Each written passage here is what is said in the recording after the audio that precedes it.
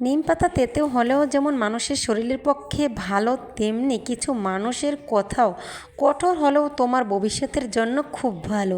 কলম যতই দামি হোক না কেন, ভিতরে কালি না থাকলে যেমন অমূল্যহীন, তেমনি মানুষের যতই শিক্ষা হোক না কেন, মানুষত্ববোধ না থাকলে সে শিক্ষা অমূল্যহীন।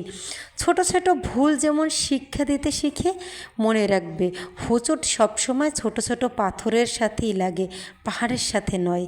স্বপ্ন দেখতে শিখো, কারণ স্বপ্ন না দেখলে তুমি কখনোই সফলতা হতে পারবে না। কেউ মূল্য দেখব না দেখ, সৎ কাজ করে যাবে, কারণ এর প্রতিদান মানুষ তোমাকে না দিলেও স্বয়ং ঈশ্বর তোমাকে দেবে ইনশাল্লাহ।